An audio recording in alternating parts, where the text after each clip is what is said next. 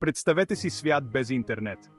Свят, в който не можем лесно да намерим информация, в който е трудно да се свържем с приятели и семейство в чужбина, а единственото ни забавление са телевизията и радиото. Не бихме могли да потърсим отговори в Google, да споделим хубави снимки във Facebook или да поговорим с някого от другата страна на света в реално време.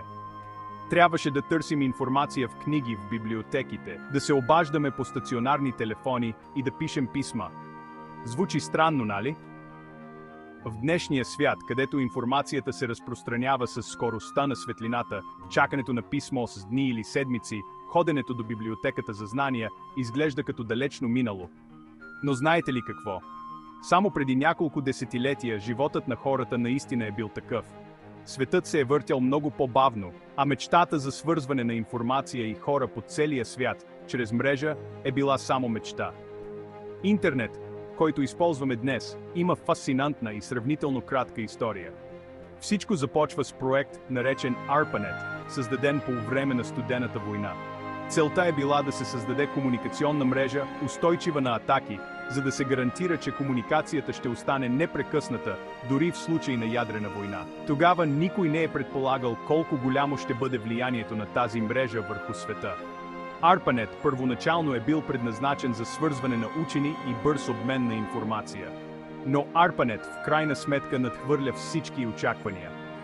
От простата идея за свързване на няколко компютъра, интернет се разпространява по света, променяйки начина, по който общуваме, работим и потребяваме култура.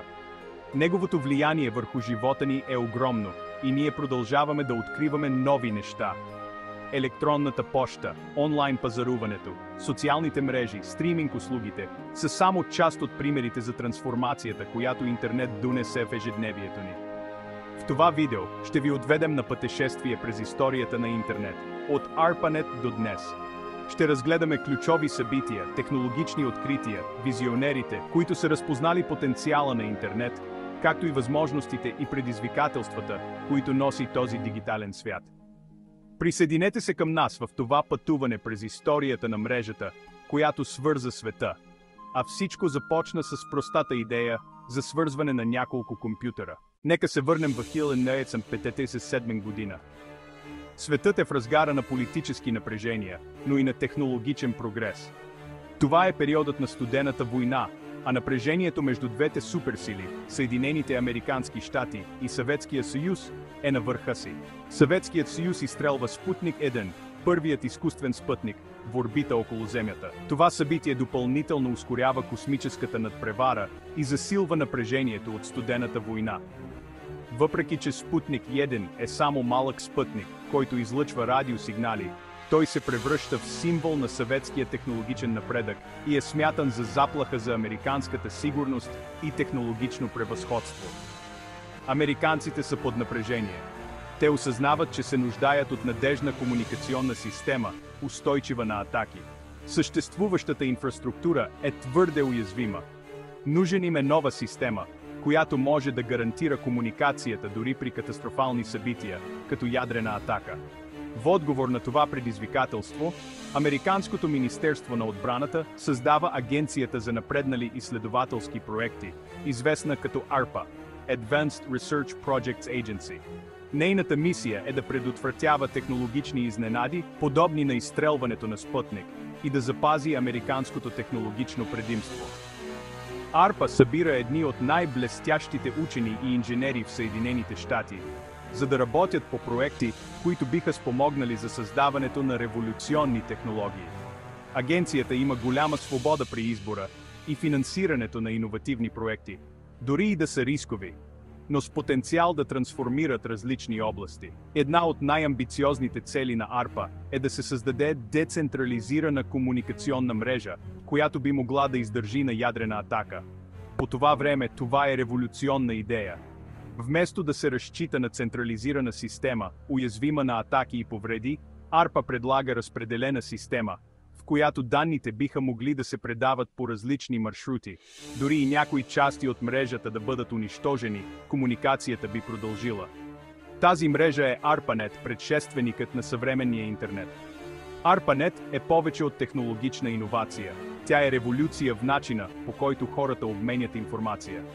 Тя доказва силата на децентрализираните мрежи и поставя основите за развитието на глобалния интернет, който свързва хората по целия свят, трансформирайки начина, по който общуваме, сътрудничим си и получаваме достъп до информация.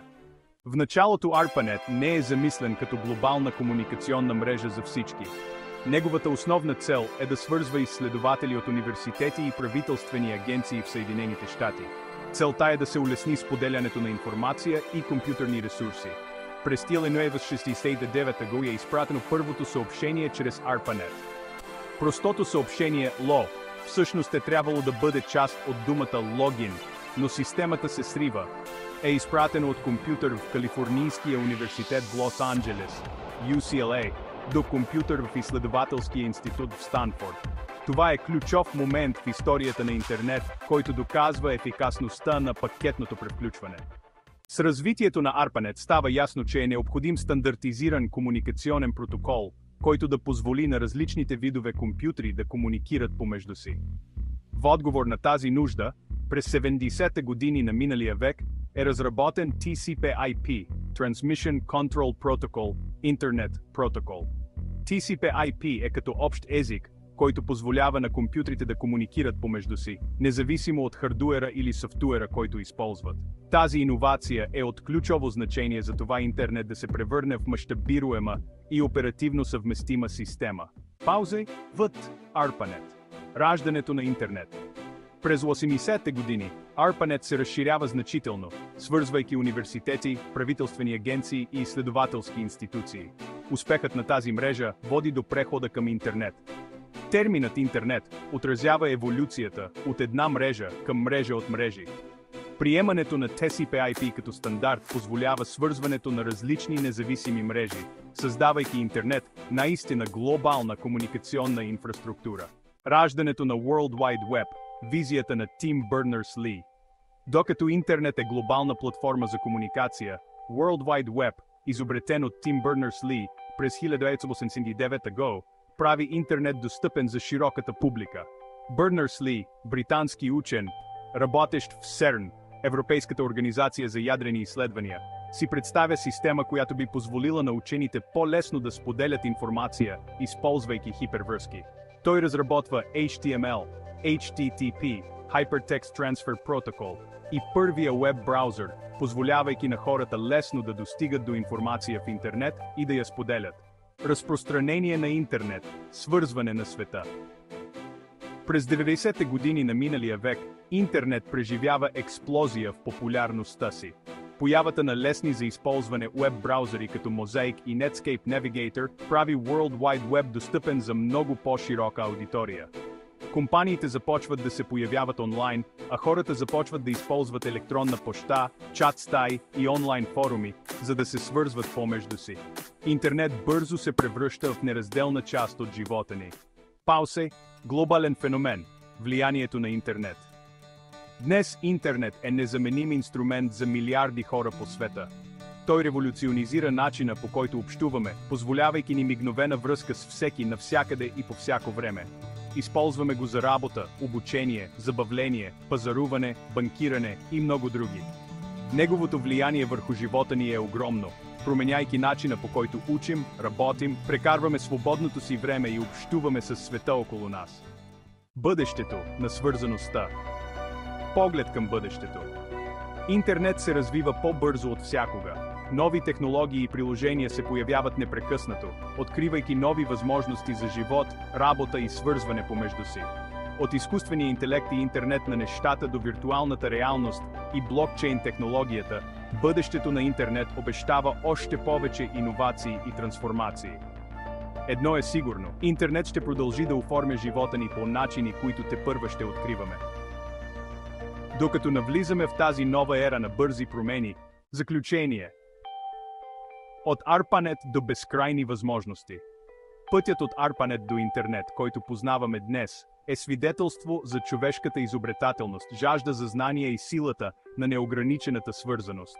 В края на 60-те години на миналия век, Американското министерство на отбраната стартира ARPANET, Advanced Research Projects Agency Network, с цел да подобри комуникацията между изследователските институции, като им позволи бърз и сигурен обмен на информация.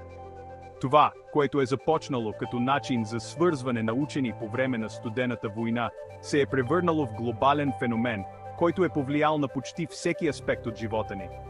От начина по който общуваме и работим, до начина по който се забавляваме и получаваме достъп до информация, интернет е станал неразделна част от нашето съществуване.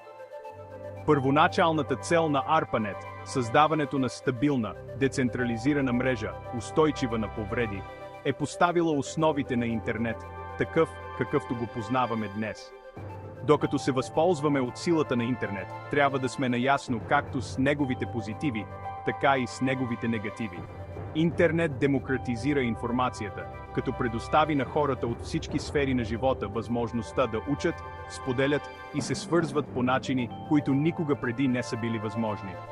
Той е движеща сила на иновациите, стимулира икономическия растеж и е платформа за социално взаимодействие и активизъм. Въпреки това, интернет донесе и предизвикателства, като например разпространението на дезинформация, опасенията за поверителност и дигиталното разделение. За да се възползваме напълно от потенциала на интернет, трябва да се справим с тези предизвикателства и да се възползваме от възможностите за създаване на един по-приобщаващ, свързан и справедлив свят. Чрез насърчаване на равен достъп до технологиите, медийна грамотност и отговорно използване на интернет, можем да увеличим максимално ползите от този невероятен инструмент, като същевременно смекчим потенциалните му недостатъци. Интернет има силата да свързва хората, да преодолява културните граници и да насърчава глобалното сътрудничество. Наша е отговорността да гарантираме, че той се използва за доброто на всички. Бъдещето на интернет се оформя от нашите действия и ние имаме силата да го насочваме. Докато вървим напред, трябва да подходим към интернет с дух на иновации, адаптивност и готовност да приемаме нови технологии и предизвикателства, които ще се появят. По този начин можем да гарантираме, че интернет не само ще отговаря на настоящите ни нужди, но и ще проправи пътя към едно по-добро и справедливо бъдеще за поколенията след нас. Паузи 30. Дигитално бъдеще ни очаква. Докато стоим на прага на следващата дигитална революция, пътуването от ARPANET до днешния интернет е свидетелство за това колко далеч сме стигнали и колко много възможности има пред нас. Интернет е трансформирал нашия свят по начини, които не сме могли да си представим. Но тази трансформация далеч не е приключила. Нови технологии като изкуствен интелект, квантови компютри и интернет на нещата са готови да издигнат свързаността и иновациите на нови нива. Представете си бъдеще, в което умните градове оптимизират потреблението на енергия, автономните превозни средства намаляват пътно-транспортните происшествия, а персонализираната медицина адаптира лечението към нашия уникален генетичен състав. Тези постижения имат потенциала да революционизират индустриите, да подобрят здравеопазването и да решат някои от най-належащите проблеми в света. Въпреки това, с голямата сила идва и голяма отговорност. Докато навлизаме в тази нова ера, е от ключово значение да разгледаме етичните последици, да гарантираме киберсигурността и да намерим баланс между иновациите и регулациите. Работейки заедно и използвайки силата на технологиите разумно, можем да създадем дигитално бъдеще, което е не само технологично напреднало, но и справедливо, устойчиво и от полза за цялото човечество.